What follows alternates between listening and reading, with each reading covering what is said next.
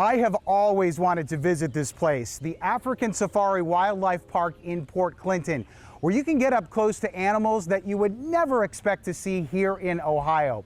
We're going to get started at one of the most popular parts of this park, the drive-thru safari, but stay tuned because we are going to get up close to giraffes and capybaras, as close as you could possibly get. And we're starting off our tour with Kelsey Keller, the Chief Operating Officer of the Wildlife Park. Kelsey, you're taking us to a special perch where we can see the drive-thru, which is one of the best features that you have here, right? Yeah, so the drive-thru is what we're known for. It's kind of the highlight of the of the whole park. But this is our observation tower in the middle of the park. We have a safety ranger that watches the guests from up here, make sure everybody's doing the following the rules. But it gives us a really great bird's eye view of all the critters out in the park. And we have a car, a family's pulling up right here. So this is the best part here, right? Where the kids get so close to the animals. Yeah, our favorite part of the park is that we are so interactive. It's a little different than your regular zoo because you don't have to stay back behind a fence. You are in the exhibit with the animals. And because of the large spacing, the animals get to live like they would in the wild. They live in big family groupings, lots of herd animals out here, and they get to eat when they want, sleep when they want, breed when they want, come visit you when they want, and it's a really cool way to let animals live. And this is what you want. You have to stay in your car, doors can't come open, but you put the windows down and you have the food that you get at the front. Yes. When you first come in, right? So you guys, guests help us feed the animals every day. So they actually distribute a lot of the animal diets as you go through the park. Guests do have to stay inside their vehicle at all times. But yeah, we encourage windows to come down, everybody to get a cup of grain or a cup of lettuce or to feed the animals. They come right to those windows. They love the guests. And when we open every spring, they get very excited and run towards the cars when we first start opening. But now it is summertime, and my favorite part of the year because it is baby season now. We have lots of babies being born almost every day from May to July is lots of things happening. So this is the exciting time of the year for this park then, right? It is, Getting absolutely. into summer now too. And as we see them kind of driving up, I mean, you have, what are going up to them right now? So right now you've got fallow deer, which is a type of Eurasian deer. They're a lot smaller than what we have here in North America. And then you've got bison. We have blonde and brown bison out there. And then we also have elk. So elk is one of the largest deer species, second only to moose. So they are pretty big and pretty cool. All going right up to the windows, feeding, sharing the space, loving life. And how do you make sure that they don't get fed too much? Because you could have a really busy day, right?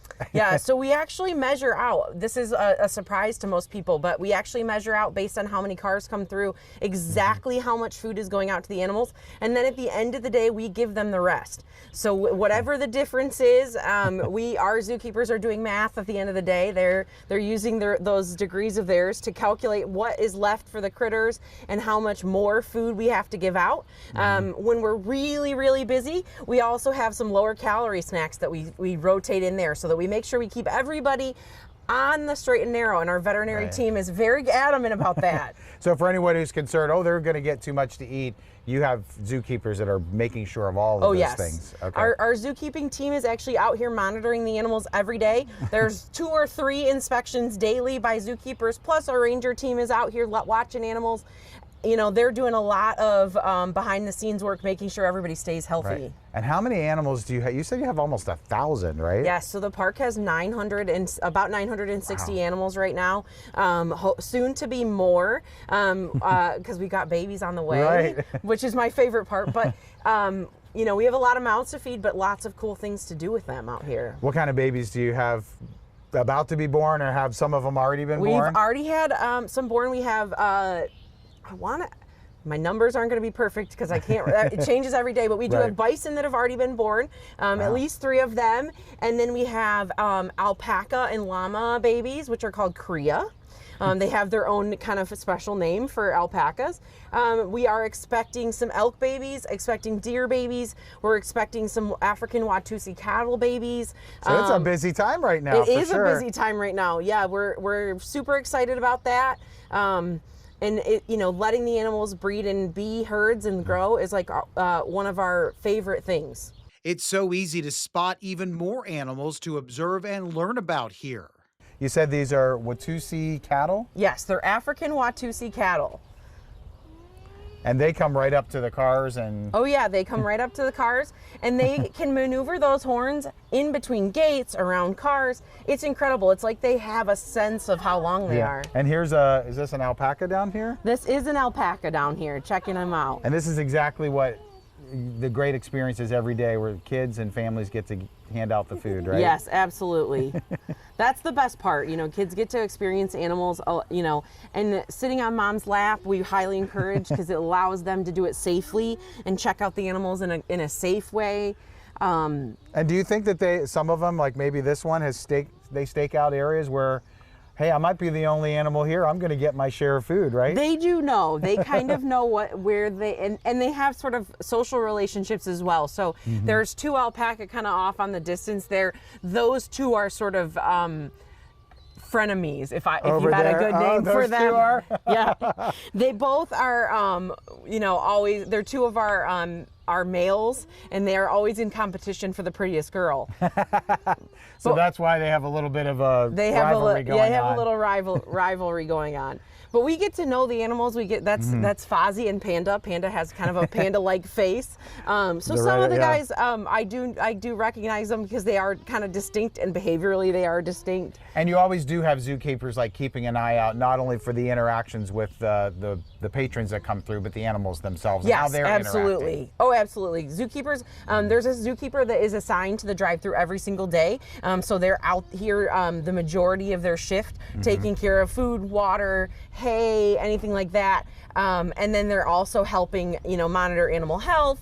They're looking for any issues that might be occurring, and you know, that way we can notify our vet team if anybody needs anything. And it's such a large grounds here. Do you, off the top of your head, do you know how big it is, or? We have about 100 acres of property here. The park is about 65 developed acres right now, with majority of that being the drive-thru. And then we have room for growth hopefully for the next 58 years. And on a busy day, these cars are probably all lined up on the roads here, so there are so many interactions going on all day. Oh, right? yes. This is a slower day. We're kind of in between weekends here, but we definitely will pick up on the weekends, and throughout the summer. July is usually our busiest month, which, you know, up here by the lake is kind of the expected. But we are open actually every year from March to November. This drive-thru with all these animals is open that whole time. And you said that you can come through, you can drive around again if you want, right? Yeah, absolutely. We encourage people, you can come through as many times as you like all day. You can do the walk-through, come back to the drive-through. You can get more food if you want. It's really a make it your own experience. What do you want to make out of it? How many times do you want to feed animals? You know, we get some kids that are adamant they got to feed every one, and mom has to stop. That's a long day for mom and dad. It is a long day for mom and dad, but then you get other ones that are just one trip through is enough. But you know, you are welcome to do it as many times as you want. Yeah, this is great. So your price of admission allows you to spend whatever time you want here. Yes, so this could be a half day, a couple hours, or even a full day if you really wanted to spend the day with us. It's completely up to you guys and how much you love animals and how much you want to be here. It's definitely an enjoyable way to spend a day. To get a good overview, Kelsey took us on our own drive-through of the park. So Kelsey, as we're driving up here, I mean, you don't have to have any fear even with an animal with horns because you're in a vehicle with the windows there, right? Absolutely. And these guys know that food comes from the cars. It's sort of a reward system. So the positive reward comes from the vehicles. So they really are not aggressive towards cars or anything like that because you are the prize, you know? Right. It's sort of like giving your dog a treat. These guys understand that you get you get the treats. And we're in a golf cart, and you said that they are trained to know they can't get food from a golf cart, so we're okay. Absolutely. Not having the doors around us. Yep, that's how we keep us safe, by not doing feeding off carts. So our entire team knows that and is sort of understands that the food comes only from cars. It gives us a great distinction, and the animals are smart enough to figure that out. Right, which is great. And I love that they have all this room to maneuver around. They can go in the water for a cool dip as the weather's getting a little warmer, or go wherever they need to go. So yeah, so right here on our right is a giant eland, which that guy laying in the grass is actually the world's largest antelope. That grass is fairly tall. We leave it that way because he likes to hide in the grass. But quite literally, he is about 1,200 pounds. It's hard to tell that he is that big when he's laying down, but he is the largest antelope in the world. Wow, I wouldn't even have thought that was an antelope from here, because he looks so huge. Yeah, so you wouldn't, normally you think antelope are smaller, kind of what you see in Africa, but he is an African antelope and he is enormous. And Kelsey, where do you get your animals from? Because people they don't just show up here. How do you get them? So we partner with, we're accredited by the Zoological Association of America, but we also work with a lot of other zoos in the country, and zoos will trade animals as needed. You know, we have a lot of births every year. Somebody else might need a new male or new DNA, so we kind of trade to keep healthy populations. You know, none of these animals are coming from the wild anymore. You know, that is long since ended, that zoos take animals from the wild. This is we are captively breeding everything we've got here, whether they're at our park breeding or at another zoo. So a lot of them are made in Ohio then. Yeah. When they have babies, right? Yeah, we do have some made in Ohio's, but we also have ones made all over the country. And now we're getting into your giraffe area here. Yeah, so we have giraffe in two parts of the park now. Both our walk-through and our drive-through. In the drive-through part of the park, you get to feed them from your car, just like you have for many, many years. In the walk-through portion, you can now feed them on foot as well. This is Lake. He's 5 years old, and he's hanging out right here waiting for a car, or hoping that he can con me into being cute to give him something. But this is great. You just pull right close enough up to the fence, right, to feed them. You pull it says that. You pull right up to the fence. They come right up to you. These guys do know who I am, so they're like, wait a minute, are you coming for snacks? They do know their names. They do know their keeper team and like our year-round staff. This is Matata. Matata's 10 years old. He's lived here for almost his entire life. And he's our biggest male out here. Oh, they're beautiful, aren't they? But he's like, oh, is she gonna give me a snack? Because sometimes I sneak out and give them a couple snacks. Oh, they know that Kelsey will give them snacks. Well, how could you not? They're so cool. Well, this is great because you go through this whole part and then you get to the giraffes. Yes. I mean, is this maybe the place people talk about the most? I think so. I mean, giraffe is probably one of the #1 reasons people come here. They love to see the giraffe, which I can't blame them. They're really cool. I love them a lot. You know, but the giraffe, zebra, bison, all of those are really exciting to people.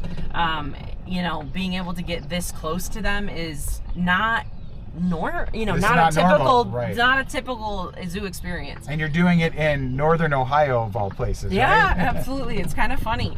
But these guys will come right over. We do keep some of the animals behind fences for their safety and yours. But you pull right beside the fence and they come check you out and they'll come feed. But again, they know we don't have snacks. Right. So they're literally staying away because we don't have the snacks. Yep.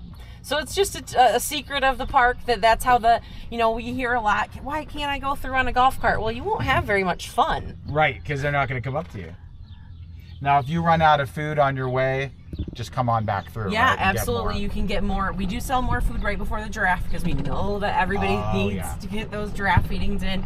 We keep riding and find something we've never seen before, but wanted to see and hear more of their story. So these are East African mountain bongo.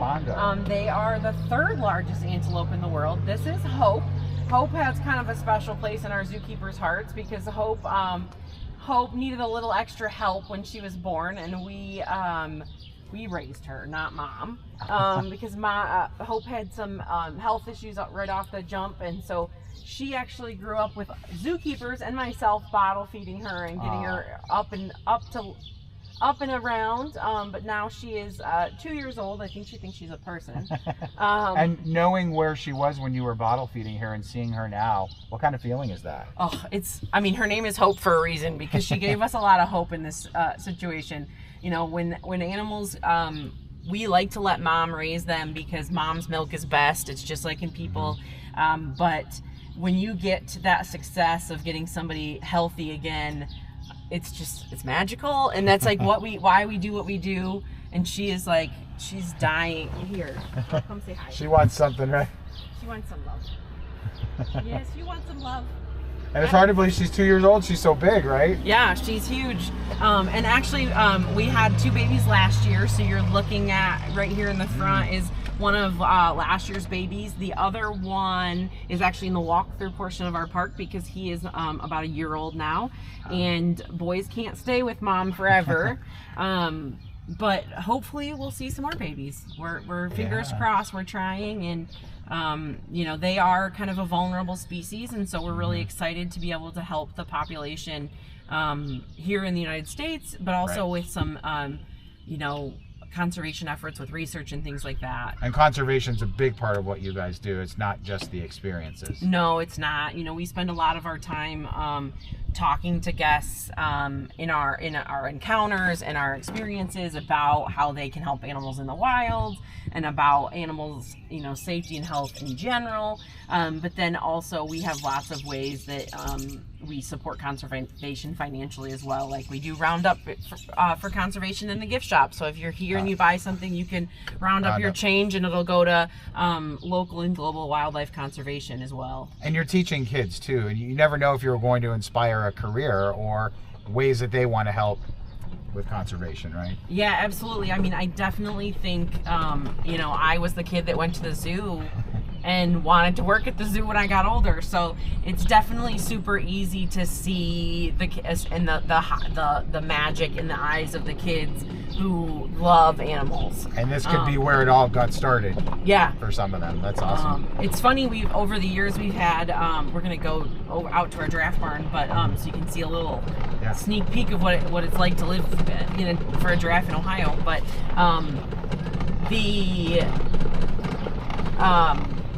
the whole thing, you know, is we've had zookeepers that were kids that came here, and they bring back photos as adults. Wow. And they're now zookeepers here. So especially if you grew up in northern Ohio, we have a lot of kids that were visitors as kids, and then lots of them that work here. It's not hard to recruit people because they want to come back, right? Oh yeah, they want to come back. So we have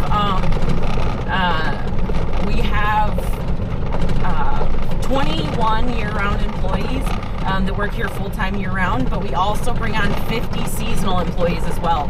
So we have, we start hiring at the age of 14. So a lot of times when we have our seasonal employees are youngsters who are interested in agriculture or animals in the future, and they start their jobs here. And on our never-ending quest for behind-the-scenes access, Kelsey Keller of the African Safari Wildlife Park takes us down some back roads for a close encounter we won't forget at the Giraffe Barn. So Kelsey, you just said right now we're in a place that the public usually never gets to go, right? They can if they pay for an extra encounter. Okay. We do have a behind-the-scenes Safari Secrets encounter where guests can come out to the Giraffe Barn with a zookeeper. But yeah, this is our Giraffe Barn. It's newly built. It's finished in 2022, and it is a massive beast of a building. It's about 100 foot long by 70 foot wide by 20-foot ceilings. Wow. So she is not small. You get kind of an idea of how big a giraffe needs to be. The doors need to be for a giraffe at this size. Okay. All right. And then we can get up. Yeah. And Kelsey, we're walking into the barn now, and you're taking us up high because giraffes You need to be up high to be able to see them, right? They're Yeah, so so tall. we actually have an observation deck in our giraffe barn. Our keepers use for enrichment and training and feeding and you name it. It's kind of eye level. We do have one guy inside right now, so you can kind of see how he is. Wow, and who is this? This is Rudy. Hi, Rudy. So this is Rudy. He's one of our giraffe here.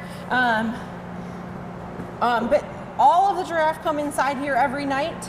This is sort of their home territory. They each get different stalls. They have auto waterers, but you guys can see we've got lots of interesting things up here for him. So our keeper staff give these giraffe all kinds of stuff to do every day. They get logs and stuff to chew on. And you can see on these sticks here, he's already ripped off all of the bark. They will actually use their teeth and peel all of the bark off the sticks. Wow. Then we've got some cool enrichment feeders that our zookeepers have built. So this has food in it, and these giraffe will actually use their tongue. They have a prehensile tongue, so they'll use their tongue to swipe and they'll lick all over it. So you can kind of see he's been licking on this. But they will actually swipe and use their tongue to pull food out of the holes on this side of the feeder. So these are enrichment moments for them. Yes, stuff to keep them doing behaviors that they would do in the wild. Such as, when they're in the wild, they eat a lot with their tongues, grasping and pulling things. So these are ways for us to ensure that these guys are doing the same behaviors that they would in the wild. So he has to work for his food just like he would in the wild. The same with these, that he can use his tongue to come in here and lick and grab. Hi, Rudy, I don't have any snacks for you. So people, if they do this part of the tour, they can get right up to the fence here. Yes, so we actually do Safari Secrets on Saturdays and Sundays. You can come into the barn. You actually get to set up enrichment for the giraffe on that tour. The keepers will talk to you about that, and they'll also you will help them make the enrichment. And you get to kind of come in here and see what it's like to live like a giraffe. And he's not afraid to be around us. Not at all. They're very used to people. In fact, most of the time they're getting snacks or treats up here, so that's why he keeps coming to check to see, did I bring him something special? Not today, bud, not today. But you're like the snack giver. I am this, you gotta have a little fun with it. This is amazing. I mean, to be able to see such a beautiful animal in person is just, and I know you can do that at zoos too, but this is extra special, I think. This is great. It's very cool. It's very different than your regular interactions. These guys this barn is, not to brag about it, but I will. This barn has heated floors. So they actually have 85-degree floors that radiate heat up from the ground. Okay. So they actually have a very balmy 72 in here year round, coming from that heated floor. These guys are very spoiled. If you come here in the winter, you don't always, or in the colder months of the year, I should say, not winter, but the colder months of the year, these guys will not actually be outside because they're not very cold tolerant. They're not from Ohio, so they get to be in here, and that's why we started that Safari Secret, so that people can always come see these giraffe, and also get to learn what it's like to be a zookeeper. Our zookeepers do those encounters, and they talk to you about, what it's like to care for the giraffe. And to come into work every day and know that you could interact with a giraffe, it just makes the everyday different, right? Absolutely. That's one of my favorite things to do is give tours. I don't get to do it as often as I used to, but I love to bring guests down to see the giraffe or on some of the other animals. We've got a giraffe sneaking up to the camera now. John. Rudy's right there. He's intrigued by John and the camera. Don't you take that. I'm worried about this. Yeah, hi. He's looking for something new to play with, and the camera would be perfect for him. We don't need him to steal anything. And how many giraffes do you have? We actually have 6 at the park. 6, okay. And we rotate who goes outside based on behavior and all of the fun things that go with animals.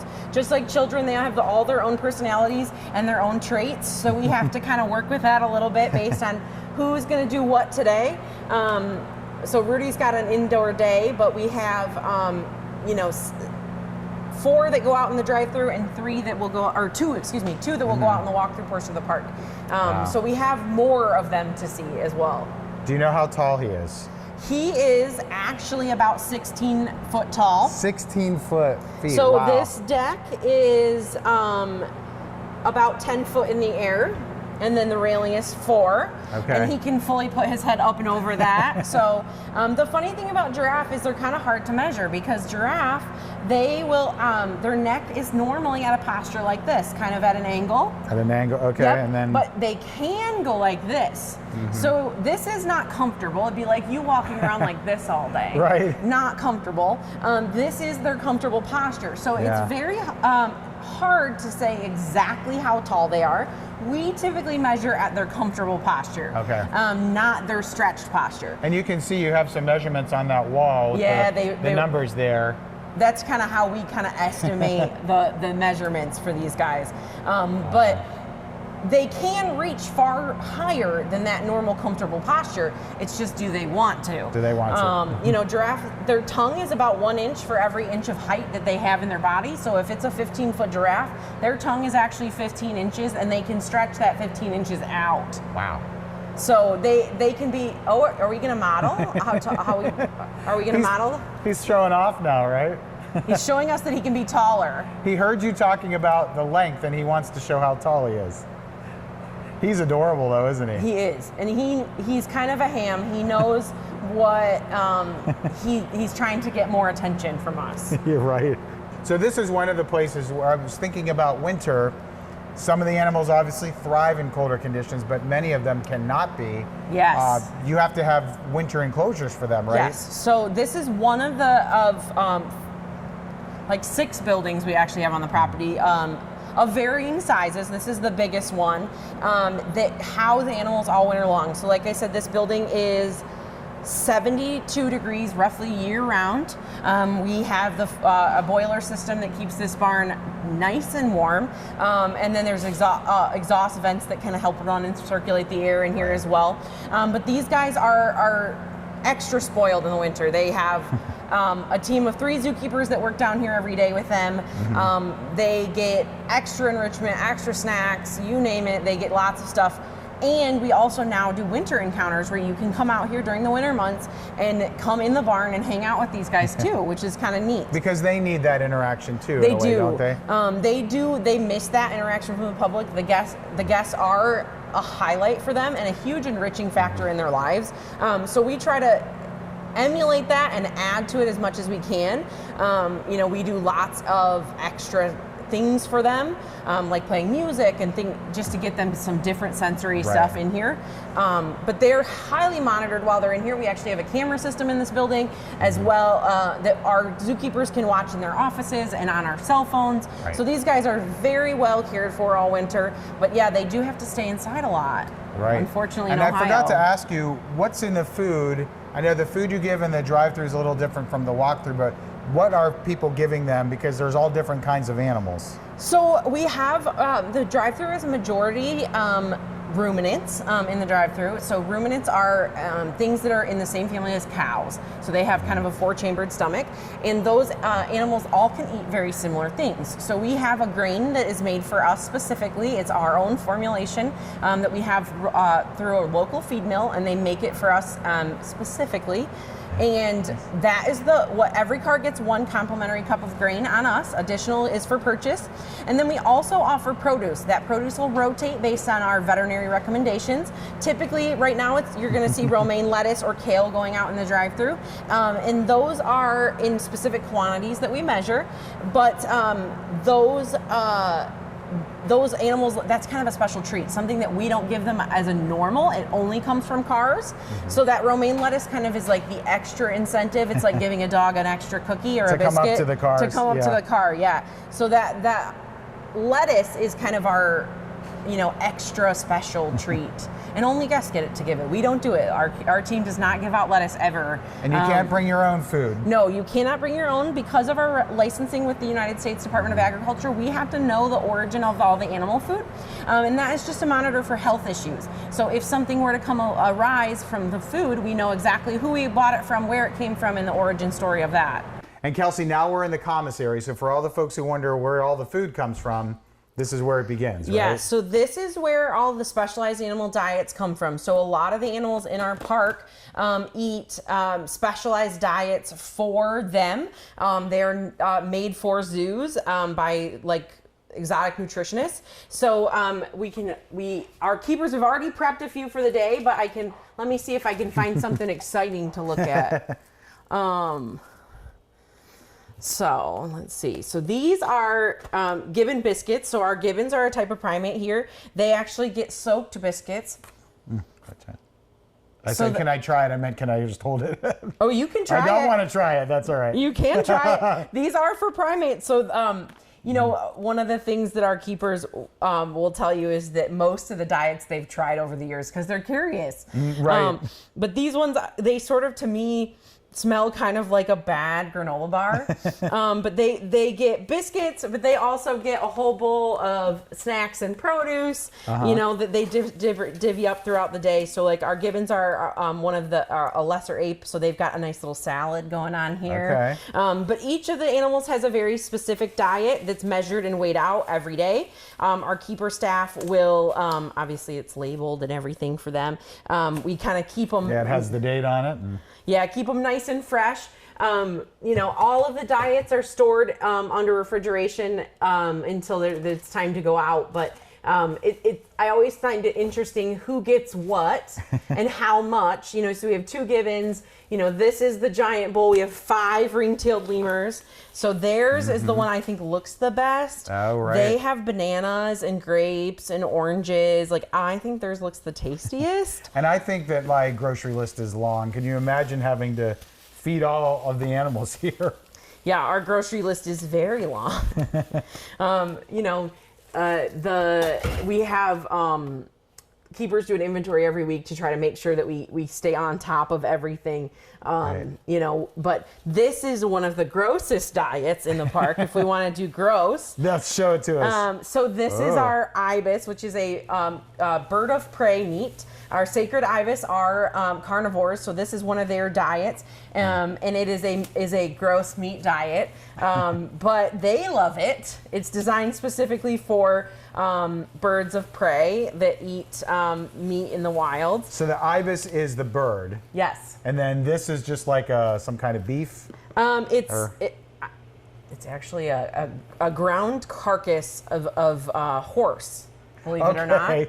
It's carcass nice and of horse. Nice What's and for lean. lunch today? Carcass of horse. It's nice and lean for them. Beef tends to have a lot of fat in it, just like when we, you know, humans are having cholesterol problems. You don't eat a lot of red meat, so we have to kind of divvy that up. They also will get supplemented with smelt and some other fish and stuff because they are they do like that kind of thing. But yeah, this is where all the diets are made. So every day somebody comes in, cuts up a ton of produce, and then they get distributed throughout the day depending on who needs what. This is almost like the back room of a restaurant, right? It is, yeah. This is I spilled a little bit here. Yeah, this is the kitchen of the zoo, and this is about 3 weeks worth of food for the right animals, here. just right here. Okay. We get an order every 6 weeks, and it'll be stacked to the ceiling in here.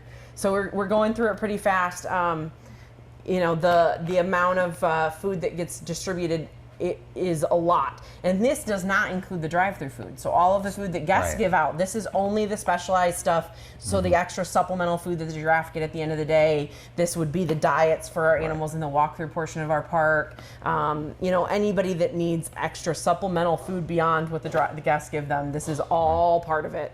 It's fascinating because, you know, it all has to be somewhere. It doesn't just appear out of nowhere, so. And this is where keepers, you know, any animals that need supplements or medications, this is where keepers are going to get that distributed in their food or with their diets every day. Right. So this is kind of the hub of the keeper world.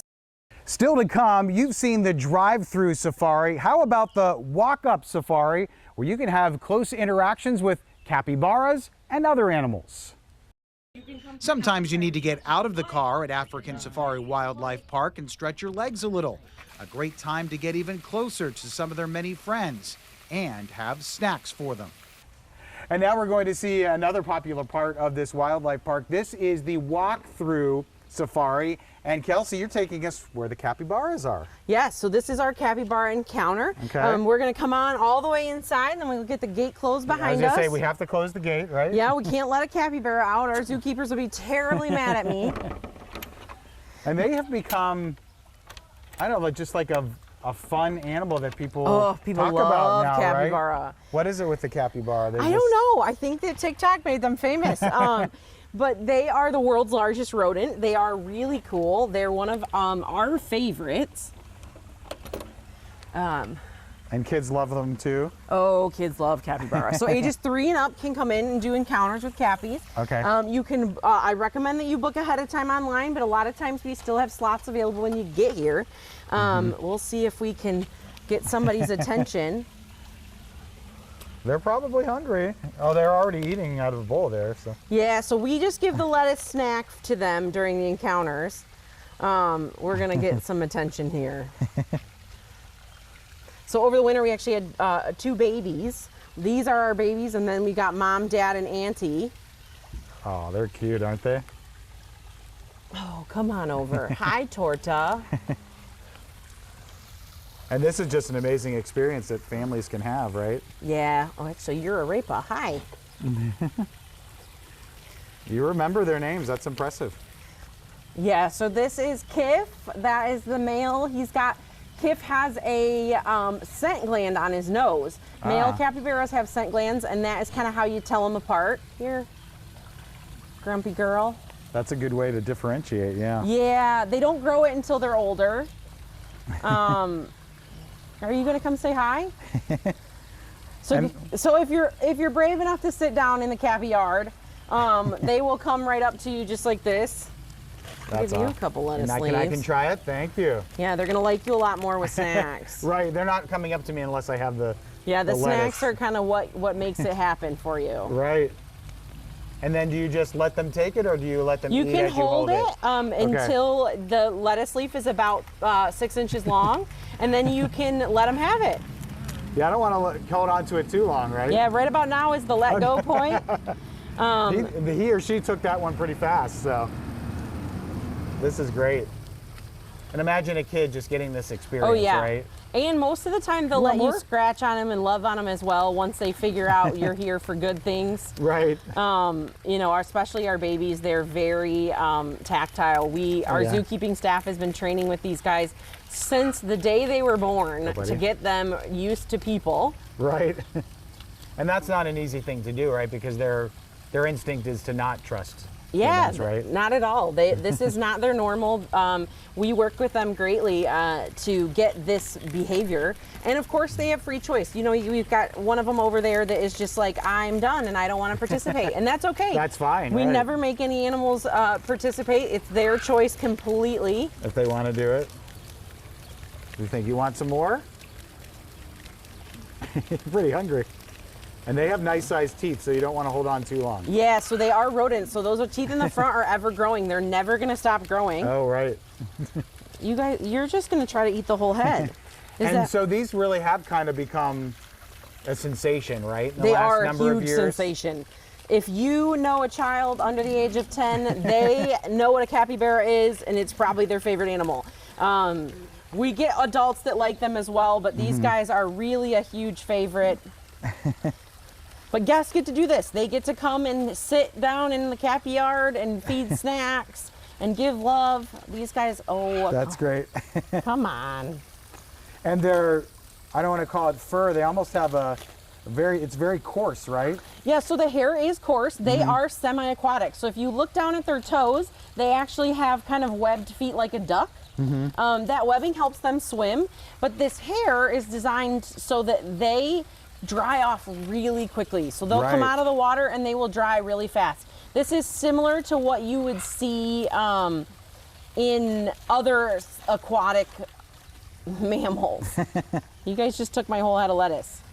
You don't need my help, do you? And they're jumping on the ones that you have sitting there. What are you doing? This is great. What are you doing? And how many capybaras do you have? We have 5. 5, okay. So we're seeing all of them here. you're seeing all of them. Hopefully someday we'll make some more. We have a male and 2 breeding age females, so we'd love to see babies out of these guys, but only Mother Nature will tell. That's right. You can't control all of that, right? I wish I could. Is this one of the animals you think kids go home and talk about in the car on the way home? Absolutely. This is, I have had kids cry in here. We've had kids come with drawings for zookeepers that they drew of the capybara. They're really a huge favorite for us. That's great. The other funny thing I find is that when they chew these leaves of lettuce, they just make this green drippy juice, and then they'll end with they end up dripping green on your beard. So don't wear your best clothes, or like their beard will be dripping green on your lap. Right. So don't wear your best clothes when you come to see the cappies. Wear the ones you don't care about, because we will get. You might get a little dirty. And they'll climb right up on you. The babies will, yeah, they totally will. They really like people. And the adults get pretty big though once they're kind of spread out a little bit there on the ground. So they are, they can be up to 150 pounds. Really? Yeah, okay. So they are really the world's largest rodent. And ours are still on the younger side, so we probably will see some growth out of them still. They are of breeding age, but they still probably will get a little bit bigger. Mm-hmm. But these guys are just about 6 months old, and you can see they were born about this big. And so they grow fast. So if you're coming out here to African Safari Wildlife Park, try to leave some space to visit the capybaras, right? Yes. So I recommend that you check out, like if you're interested in doing any of these special encounters, they are limited number of people. You check out our website ahead of time, because there's several different encounters that you can book. The cappies is one of them. We do sloth encounters. We do the barn tour in the morning, where you can go in the giraffe barn. We've got a new encounter that's up close with the unusual, with some creepy crawly things. Oh, okay. So there's a lot of different options, and we want to make sure that you check out the website to see all of the different options you can do. Because it is, we've always said you can make it your own safari. Every time you come, you can make it a different experience. And to get these extra experiences, it is a little bit more on the price of admission, it is, right? Yes. Okay. But Cappy encounter, the encounters start as low as $10 and go up from there based on time and experiences and what you're going to get to do and how many people can participate. So some of the encounters are limited. Cappy's has a higher limit than most, like Sloth only gets 10 people a day. Mm-hmm. So you have to kind of get in and get those tickets ahead of time. So the website is a great place to do that, make those reservations. Absolutely. The website is great. If you have any questions, calling us, we're happy to book on the phone and help you with that as well. You can also hang out with scarlet macaws like Andy. Can you dance? Can you dance for me? Come on. Come on. Will you dance, Andy? Andy. Who's a pretty bird? You're a pretty bird. Yes, you're a pretty bird. Yes, you're pretty. Yes, you are. You're a pretty bird. Oh, yes, you're a pretty bird. You've developed a bond with him, huh? Yeah, the others don't like me, so. They pick their people and I am not their person. Right. But Andy and he likes me. He's a good boy. So Kelsey, now we're into another part of the walk-through safari where visitors can really get up close to some tortoises, right? Yeah, so we have two species of tortoise here. We have an Aldabra tortoise and we have African spur-thighed or sulcata tortoises. We're gonna walk around here and we'll see if we can give them some snacks. They're probably hungry too, right? Yeah, I mean, most of the animals in the park get like the snacks from the public and then dinner at the end of the day. Okay. Wow, this one is huge, isn't he? Yeah, so that is our Aldabra tortoise. He is about 350 pounds. They will actually live to about 150 years of age. Oh my goodness. And they will actually grow to up to 600 pounds. As you can see, these guys know what we're here for. Right. So just put it right there? Put it right down. When we do it with kids, we use a clip just to make sure that their fingers are safe, but we're going to let it go as soon as it gets short, because these guys are... They're faster. They are faster than you think they are. I thought, right. Because they have to chew it and swallow it, but... The majority of their food they actually swallow whole. They don't actually have teeth like you would imagine. They have a really sharp sort of like beak, if you will. Yes. I'm sure that if some reptile person would correct me on that, but but you definitely don't want it to get too short, too close to your hand. No, not at all. But we want more, that's for sure. It definitely wants more. I keep saying they could be a she for all I know. Oops, I dropped it. Is that all right if I drop it? Oh yeah, absolutely. Okay. They're just gonna eat it anyway. They'll get it themselves. They're gonna eat it anyway. What a great interactive way to to be with these animals. Well, and it's very unique. Not a lot of places do tortoise feedings, but I feel like it's like almost like feeding a dinosaur because they're just, they just feel so prehistoric. Do you have any idea how old? He's about He is. 35 years old. Okay. So we have a lot of life left. He's gonna outlive us all. Yes. And what is his name? This is a keeper name. The keepers call him Mr. McTuins because he tends to be fairly gassy. Gassy. Now there's something you didn't expect to hear. No, but you know what? Keepers have a sense of humor. They have to when they clean up poop all day. And look how the shell is just beautiful, isn't it? Yeah, and we let kids touch the shells as well so they can actually feel what that's like. The tortoises actually enjoy petting on the shells. Oh, they do? They can actually feel the vibration. It's almost like a back rub. Their Okay. spine is attached to that. So their spine is on the inside of that shell. So you can just kind of tap on it and, Yeah, and wow. so they like that feeling of the movement over the shells. It's just fascinating to see how the design of these shells. Yeah, so these guys are spur-thighed tortoises. They are, they have like what we call like spurs on their thighs, literally, and on their legs, and they use those as a defense mechanism so the animals can't eat them. So essentially they have these really hard scales on the front of their feet. They kind of act like armor. And that's a big time deterrent. And look at this little one right here, right in front of Yep, that's just a youngster. Are you gonna come over for a snack? you. Not intimidated by the big ones, huh? Not at all. Runs this yard. Hey, I will leave you one too. There's more. Don't hop on out of here just yet. And so you have kangaroos and joeys. Yes. They're different. So joeys are the babies. Ah, okay. I should know that, right? So joey is what we call kangaroo babies. So kangaroos have a lot of funny names in their their naming. You know, joeys are babies, and a family group of kangaroos is called a mob. Mob, okay. That is a unique name that is different for them. But we have red kangaroos in here as well as Bennett's wallabies. The red kangaroos, what you're gonna see is in the males, you're gonna see a darker reddish tinge. In the females, they're a little bit more gray. They, like all marsupials, raise their young in a pouch. So these guys will raise their babies in their pouch for about 9 months. Then at about that 9-month range, they start coming in and out of the pouch. They are dependent on mom until about 12 months of age. And then at that point, they're sort of like, now I'm an adult, or, you know, a youngster roo. Right. And how popular is this? I mean, the kids have to love this. Yeah, the kids love to watch the kangaroos, like, and looking for baby joeys. You know, they're they're just so darn cute. But they are lazy sleepers most of the afternoon. A lot of times you'll see these guys rolled over on their back or laying down, taking a nap or taking a little dirt bath. Finding a cool, shady spot. Yeah, absolutely. But kangaroos are one of the most unique things I think we have in the park because they are marsupial. So they raise their young in those pouches. They're born red kangaroos are born the size of your thumb.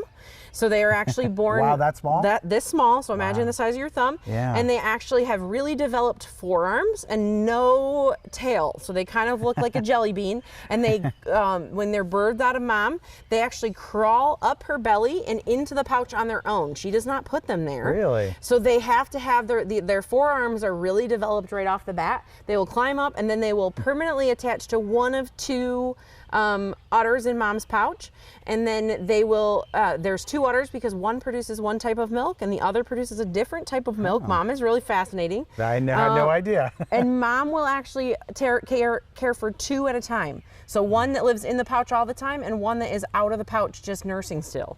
Wow. So it's a very unique life cycle. They breed really pretty readily, but they're just kind of unique to look at, and they're kind of fun to look for joeys. A lot of times if you see the lower part of a kangaroo's belly sagging kind of down, she's probably got a joey in that pouch. Oh, in the pouch, okay. Yep.